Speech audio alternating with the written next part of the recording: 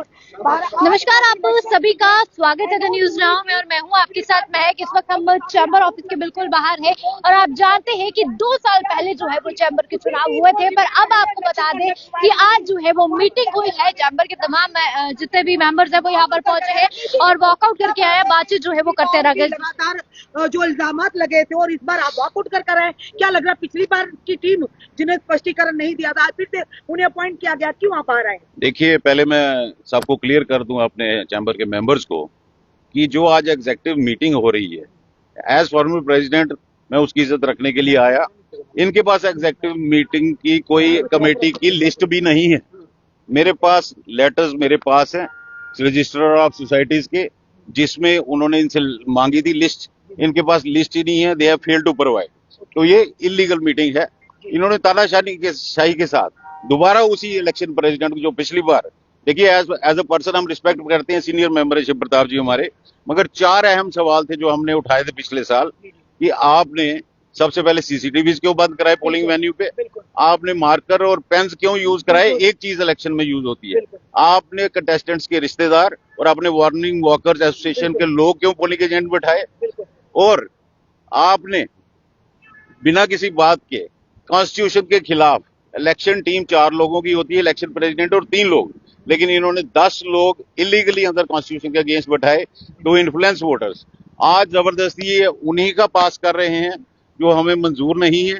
हम इसका दोबारा लेंगे, टेकअप करेंगे डिस्ट्रिक्ट एडमिनिस्ट्रेशन के साथ, एलजी एडमिनिस्ट्रेशन के साथ, क्योंकि हालात जो बनने वाले हैं, पिछली बार इन्होंने मसल पावर यूज की है, बूथ कैप्चरिंग की है, इस बार हम वो नहीं होने देंगे। ये इस बात को अपने ध्यान से निकाल दे। हमारी जो सिटिंग टीम है बदमाशी नहीं चलने देंगे। कल को कोई लॉ एंड ऑर्डर प्रॉब्लम होती है तो स्क्वेयरली ये या तो सिटिंग टीम का मसला है और या फिर एलजी एडमिनिस्ट्रेशन जो हमेशा ट्रांसपेरेंसी की बात करती है, ये उस पर जिम्मेवारी हो। इस बार भी इलेक्शन प्रेसिडेंट जो बनाए गए हैं, जिन्हें सौंपा गया, वो शिव प्रताप जी हैं। अगर उनकी जगह किसी और को डिप्यूट करते, हमने बोला कोई भी हो, यहाँ काफी लोग सक्षम है, सभी पढ़े लिखे हैं चैम्बर में, सब लोग करवा सकते हैं। ये अड़े हुए हैं, उन्हीं को करवाना है क्योंकि उन्होंने ही पोल करवा के इनको जितवाया था, तो इनका विश्वास उनमें यही है कि इस बार भी रिगिंग करके ही जीतेंगे। क्या एक ही व्यक्ति है क्या और चैम्बर में कोई? मैं ये कह चुका हूँ हाउस में, पहले भी इल्जाम लगे थे उनके दौर में, जो और हाउस में बोगस वोटिंग हुई है, सीसीटीवी कैमरों को बंद किया गया, मार्कर पेन की जगह कुछ के मार्कर पेन लगे, किसके दूसरे बॉल पेन लगे, और मेंबर्स को, कुछ मेंबर को जो मॉर्निंग वॉक एसोसिएशन के 10 लोगों को इन्फ्लुएंस के माध्यम से अंदर बैठाया गया। अगर इतने सारे इल्जाम लगे हैं तो क्या फिर से उन्हीं लोगों को, क्या लगता फिर से देखिए की तैयारी चल रही है? मैंने आज डेमोक्रेटिक राइट इसको बोला था, ऑब्जेक्ट किया था और इनको बोला था डिबेट कराइए, लेकिन जो उम्मीद नहीं थी बदतमीजी की सिटिंग प्रेसिडेंट से, वो बोलते हैं जिसको मंजूर नहीं वो बाहर चला जाए, और मैं वॉकआउट कर रहा है उनकी बात पे, क्योंकि मैं उनके लिहाजे में जवाब दे सकता था, मगर मैं पढ़ा लिखा आदमी हूँ, खानदानी आदमी हूँ, ऐसे लोगों के मुंह नहीं लग सकता जो ये बोलते हैं कि बाहर चले जाए। राकेश जी 2023 से पहले भी इलेक्शन हुई थी और बड़े तरीके से गांधीनगर कॉलेज में करवाई गई थी,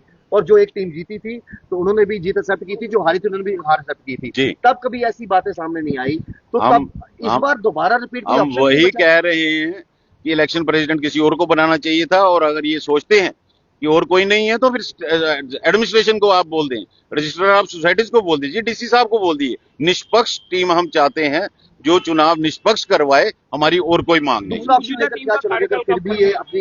देखिए वो हम एडमिनिस्ट्रेशन के साथ टेकअप कर रहे हैं मसला, क्योंकि हमारी एप्रीहेंशन पुख्ता है, क्योंकि जो पिछली बार भी हुआ वो रिपीट होगा। जो हमें मंजूर नहीं, यहाँ डेमोक्रेटिकली जो इलेक्टेड होना है उस मैंडेट को ये बदमाशी से डिफीट नहीं कर सकते। टीम का कार्यकाल कब खत्म हो रहा है? मौजूदा टीम का कार्यकाल कॉन्स्टिट्यूशन के हिसाब से 30 अप्रैल को खत्म हो चुका है, और कॉन्स्टिट्यूशन कहता है कि 30 अप्रैल या 30 अप्रैल से पहले इलेक्शन होनी चाहिए। तो क्या लगता है आपको इस समय शंका फिर से पिछली बार की तरह यही 100%, क्योंकि जिस पे हमने एलिगेशन लगाई और इनके पास जवाब नहीं था, उन्हीं को इन्होंने दोबारा इलेक्शन प्रेसिडेंट डिक्लेयर किया है। इसका जवाब मेरा माननीय मेंबर्स ने स्पष्टीकरण दिया, पहली टीम ने बिल्कुल नहीं दिया है, इन्होंने जवाब नहीं दिया है। 4 चीजें जो आपने भी बोली, और ये अब मेंबर्स इनको जवाब देंगे पोलिंग डे को। बाकी वहां का जो बंदोबस्त होगा वी विल इंश्योर, हम स्टेट एडमिनिस्ट्रेशन से भी बात करेंगे। देखिए तानाशाही है, मेंबर्स को पता है पिछले 5 साल में एक भी अचीवमेंट नहीं हुई, गवर्नमेंट का कठपुतली बन के रह गया है चैम्बर। व्यापार और इंडस्ट्रीज की वो हालत कर दी कि इंस्पेक्टर राज एक बार दोबारा पनप गया। जो हमारे कार्यकाल में नहीं था। जब मेंबर्स को सेट नहीं है, टीम को सेट नहीं है, तो देखिए वो डिबेट करवा के राजी नहीं है। ये गुंडागर्दी की जबान है जो उन्होंने इस्तेमाल की है कि जिसको मंजूर नहीं बाहर चला जाए। प्रताप जी इधर ही है, वो अंदर ही है हॉल में, आप उनका इंतजार करिए। ये 4 सवाल उनको जरूर पूछिएगा जब वो बाहर आएंगे। आज आप वॉकआउट करके आए हैं, क्या विकल्प खुले रखे हैं आपने दोबारा मीटिंग में हिस्सा लेने? नहीं, देखिए इसके बाद मीटिंग नहीं होती है। ये लास्ट मीटिंग थी, इलेक्शन मीटिंग। अब इलेक्शन प्रेसिडेंट ने अपनी टीम बनानी है आगे और फिर इलेक्शन होने। आप कंटेस्ट करेंगे? Yes, we are contesting as the team. मेरी टीम मेरे साथ है। ऐसा क्या है इस टीम में कि बार बार अगर उन पे इल्जाम भी लगते हैं फिर उन्हें अपॉइंट किया जा रहा है? देखिए जब रिगिंग होगी तो पॉपुलर मैंडेट तो हारेगा ही, लेकिन वी एंश्योर और मेंबर्स को भी हम आश्वस्त करते हैं कि हम सिविल एडमिनिस्ट्रेशन के साथ, एलजी एडमिनिस्ट्रेशन के साथ मसला लेंगे। इस बार रिगिंग नहीं होगी। इस मसले को लेकर पिछली अगर 2 सालों की बात करें, आपकी अलग अलग जगह मीटिंग्स हो चुकी है, चाहे एलजी साहब से भी मिल चुकी है, डिप्कॉम डीसी साहब से मिल चुकी है। मैं ये सब चीजें डीसी से लेकर, रजिस्ट्रार ऑफ सोसाइटी से लेकर, डिप्कॉम से लेकर राजभवन तक लिखत में भेज चुका हूं। अब उन्होंने उस पे करना है जो करना है। अगर स्पष्टीकरण देते तो शायद आपको इतराज ना होता। बिल्कुल नहीं, अगर वो जस्टिफाई कर सकते अपने 4 जो एक्शंस हैं जो गैर कानूनी थे, अगेंस्ट कॉन्स्टिट्यूशन ऑफ चैम्बर थे, तो हमें कोई आपत्ति नहीं थी। हमारे आदरणीय मेंबर है वो सीनियर मेंबर। सर काबिलियत तो और भी बहुत सारे लोगों में है, अगर ऑप्शन के तौर पर किसी और को रखा जाता तो दिक्कत कोई नहीं थी। बिल्कुल दिक्कत नहीं थी। हमने कहा और भी लोग हैं सक्षम, किसी को भी न्यूट्रल प्रेसिडेंट आप बनाइए, लेकिन इनका नहीं होना चाहिए। क्योंकि देखा जाए अगर किसी पर इल्जाम लगे, चाहे कोई नेता हो, चाहे कोई किसी ऑर्गेनाइजेशन का हेड हो, तो अगर इल्जाम लगे, देखिए इल्जाम अगर लोकसभा में भी किसी पे लगे, इवन आदरणीय प्रधानमंत्री पे लगे, उनको भी जवाब देना होता है। लेकिन यहाँ गुंडागर्दी का माहौल पैदा किया गया है, धांधली और तानाशाही चल रही है, जो ना हम बर्दाश्त करेंगे। ये हम एडमिनिस्ट्रेशन से बात करेंगे। देखिए आपको बता दें कि इस वक्त जो है वॉकआउट जो है वो इनके द्वारा किया गया, राकेश जी के द्वारा।